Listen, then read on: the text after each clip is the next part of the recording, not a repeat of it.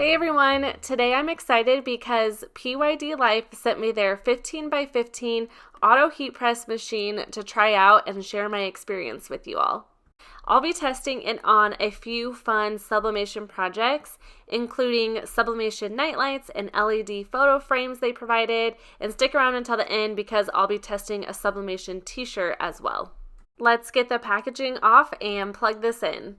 When I first got this out of the box, it did have a strong smell. I've had that experience before with tumbler press machines, but never heat press machines. I opened up my window in my craft room and aired it out just for a couple hours, and it completely went away though.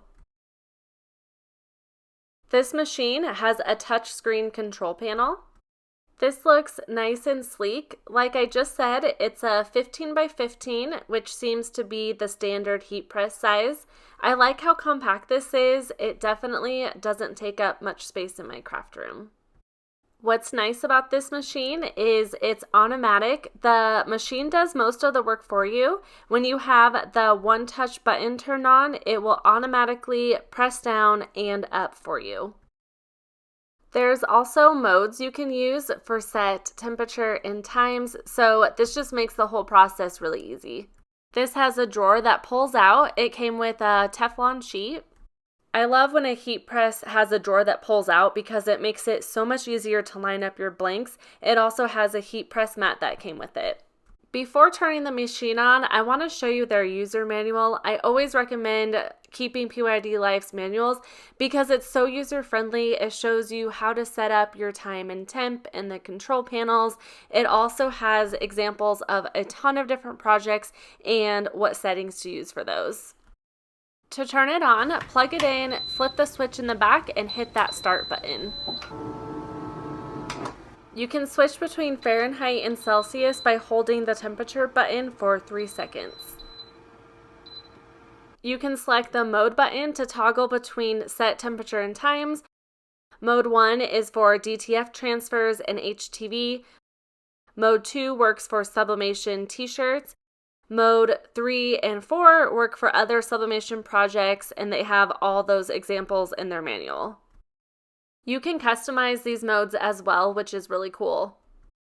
To manually input your settings, hit the temperature button, then hit the plus or minus to increase or decrease the temperature.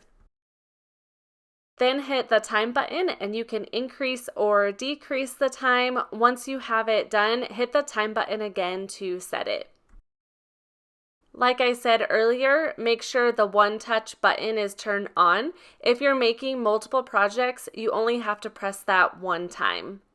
When the drawer is pressed in, the heat press will automatically go down. Once it's done, it will lift up.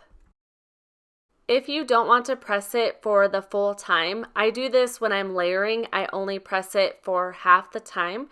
You can hit the start stop button and it will automatically lift up. Let's start a sublimation project. The first one I'm doing is a glass photo frame with an LED light. This comes in a 4-pack. It comes with a little guide. For sure keep this. It has great tips. It says don't mirror the print design, which is unique for sublimation. It also shows which side to sublimate on, which is the white side. I'm using PYD Life sublimation paper. I found this Christmas PNG image off of Creative Fabrica. I thought it would look really pretty with the LED light. For the glass frame, I set my temperature at 374 degrees for 180 seconds. Since this was done in Cricut, I need to cut out those registration lines.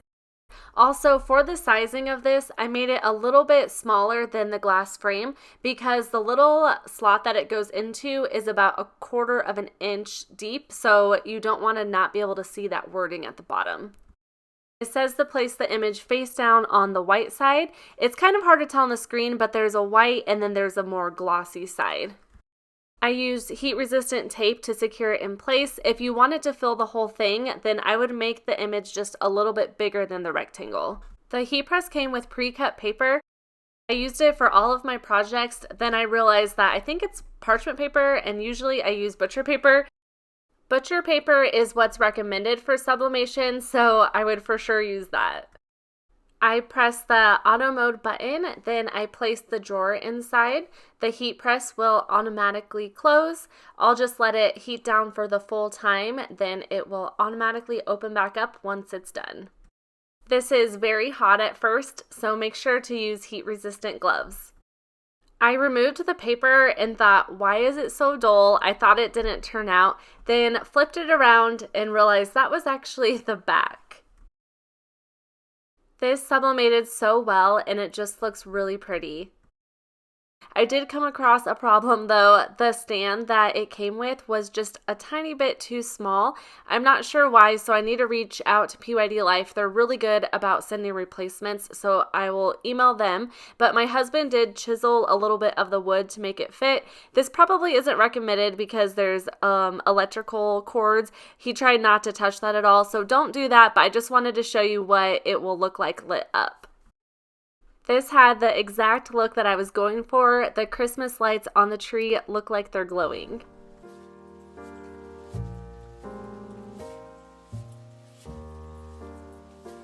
For my next project, I'll be sublimating round night lights. These come with a wood base. It's a 6-pack.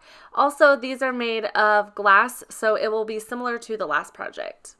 With this one again, the white is the backside, and that is where I'll be putting the sublimation paper on.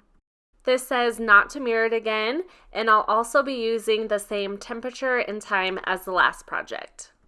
I would have printed all of these on the same paper. As you can see, that didn't take up much space, but it was a little chaotic when I was filming this. But what I like to do is save part of the sublimation paper that wasn't used. I place the white side on the image, then I use heat-resistant tape to secure it in place. I'm using the same temperature and time as the last project, so I just push that drawer in and it will automatically press my nightlight. The paper was sticking to this, probably because it wasn't butcher paper. Somehow it still worked though. I ripped the paper off and this one just turned out so pretty. Let's see how this one turned out. These all have USB cords, so I'm actually plugging these into my Cricut machine, which is kind of fun. How cool is this? It looks like the inside of the shop is glowing. I didn't even plan this, but it really looks cool. For my next one, I'm going to be making sublimation plug-in night lights. You also print on the white side for this one, and once again, I won't mirror my design. On the pamphlet, it also shows the temperature and time. For this one, it is 3:56 for 60 seconds. This has protective sheets on both sides. I like to use a pen tool to help me remove them, and it makes it really easy.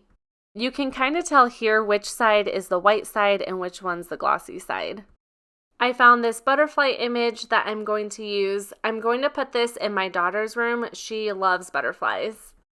This is so small. If you're making multiple of these, you can place them all down on the heat press mat and press them all at the same time.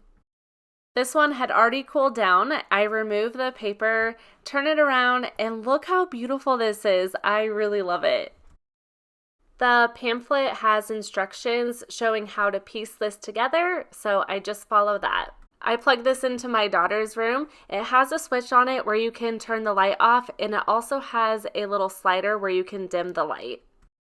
On to the next one. This is an acrylic photo frame with LED light, and it's glitter. This comes in a 4-pack. For this one, you actually do mirror the print design, so I'm glad I read that after not mirroring for any of the others. I already had my temperature set to 356 degrees.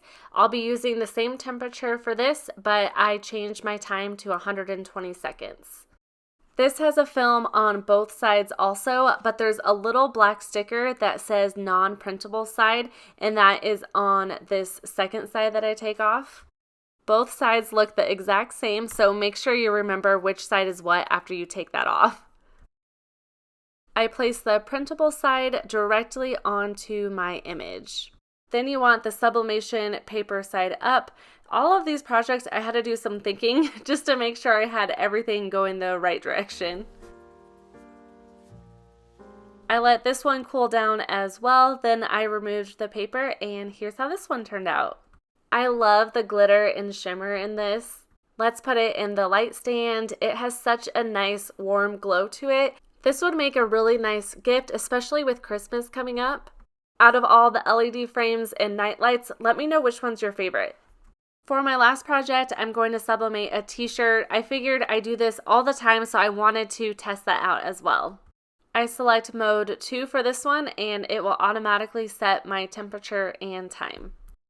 I lint roll my shirt, then I press it into the heat press. I want to preheat the shirt. I do this for about 10 seconds. Once it's done, I just push that start pause button and it releases it. Next, I just line up my design on the shirt. I put it face down and I use heat resistant tape around the entire edge. I place this into the heat press and heat it for the full time. This sublimated great. It did have some press lines in it, so I always like to put it back in the heat press for about 10 seconds, and that really helps remove those. Here's a look at the t-shirt. This design is just so fun too. Overall, I'm super happy with the PYD Life AutoPress. I hope you enjoyed this review and found it helpful. I'd love to hear what you think in the comments below, and if you're new here, please consider subscribing to my channel for more crafting tips, product reviews, and tutorials. Thank you so much for watching, and I'll see you in my next video.